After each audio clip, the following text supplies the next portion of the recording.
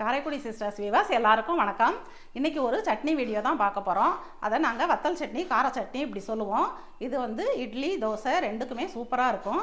ரொம்ப ஈஸியாக செஞ்சிடலாம். வாங்க எப்படி செய்கிறதுன்னு பார்க்கலாம். இந்த ஜாரில் ஃபஸ்ட்டு நம்ம தேங்காய், இது வந்து சின்ன தேங்காய் தான், ஒரு அரை மூடி தேங்காய் எடுத்திருக்கேன். இதை போட்டுடலாம். இதில் ஒரு 10 வரமிளகா இதையும் போட்டுடலாம். நம்ம சேர்த்து அரைக்கிறது 3 இது மட்டும்தான், திங்ஸ் மட்டும்தான். ஃபஸ்ட்டு இதை மட்டும் பல்ஸில் போட்டு எடுத்துடலாம்.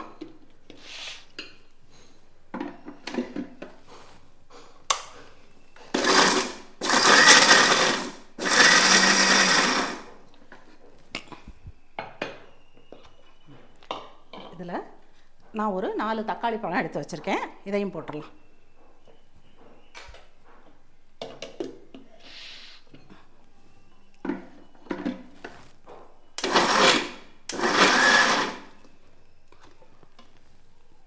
இப்போ இதை நல்லா கொஞ்சம் நைஸாகவே அரைச்சிடலாம்.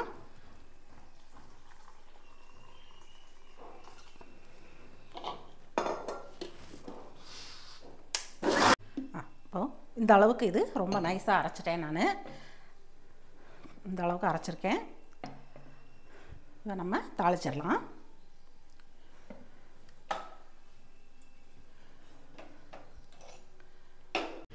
சட்டி காஞ்சிருச்சு. இப்போ இதில் எண்ணெய் ஊற்றிக்கலாம். நம்ம வெங்காயம் வதக்கிற அளவுக்கு ஒரு ஸ்பூன், 1 டேபிள் ஸ்பூனுக்கு எண்ணெய் ஊற்றிருக்கேன்.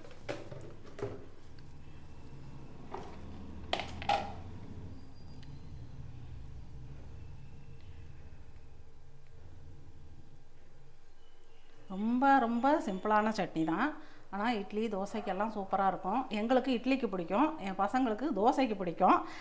இதை வந்து சின்ன பிள்ளையாக இருக்கும்போது என்ன பண்ணுவாங்கன்னா ரோஸ் கலர் சட்னின்னு சொல்லுவாங்க.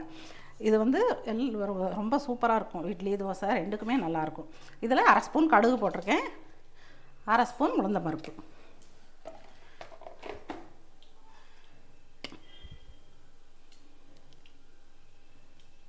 இதில் வேறு எதுவும் போடலைன்னு நினைக்காதீங்க.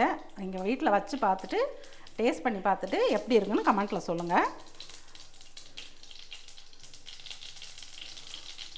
ஒரு கொத்து கருவேப்பிலை.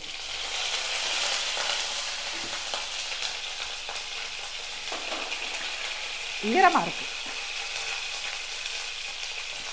இதில் நான் ஒரு கைப்பிடிக்கு வெங்காயம், சின்ன வெங்காயம் பொடியாக கட் பண்ணி வச்சுருக்கேன். இதையும் போட்டுடலாம்.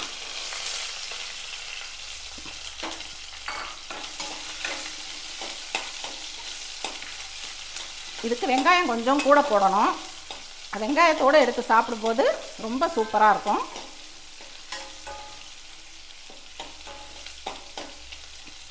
நல்லா பாதி அளவு வதங்கட்டும். நல்லா இதில் வெங்காயம் பாதி அளவு வதங்கியிருக்கு. நான் இதில் சட்னிக்கு தேவையான அளவு உப்பு போட்டுறேன். ரொம்ப போட்டக்கூடாது, கம்மியாக தான் போடணும்.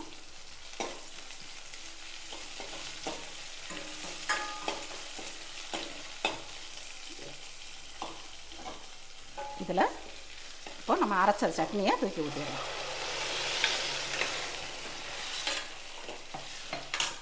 சிம்மில் வச்சுக்கோங்க, அடி பிடிச்சிரும்.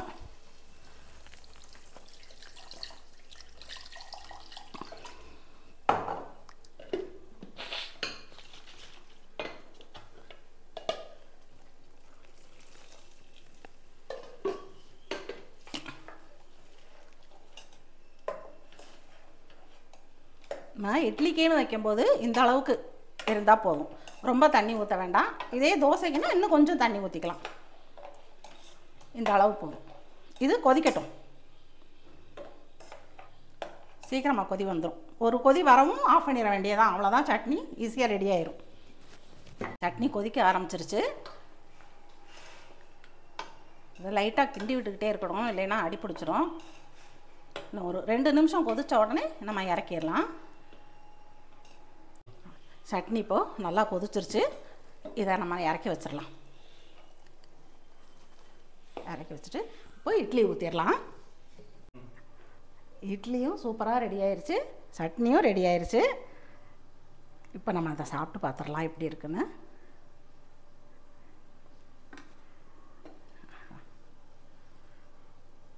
சாஃப்டாக இருக்குது, சூடாக இருக்குது.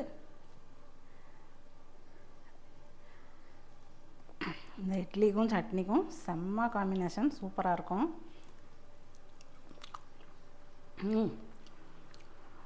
சூப்பராக இருக்குதுங்க. கண்டிப்பாக நீங்கள் உங்கள் வீட்டில் இந்த சட்னியை ட்ரை பண்ணி பார்த்துட்டு எப்படி இருக்குன்னு கமெண்ட்டில் சொல்லுங்கள். இந்த வீடியோ உங்களுக்கு பிடிச்சிருந்துச்சுன்னா லைக் பண்ணுங்கள், ஷேர் பண்ணுங்கள், சப்ஸ்கிரைப் பண்ணுங்கள். பாய்.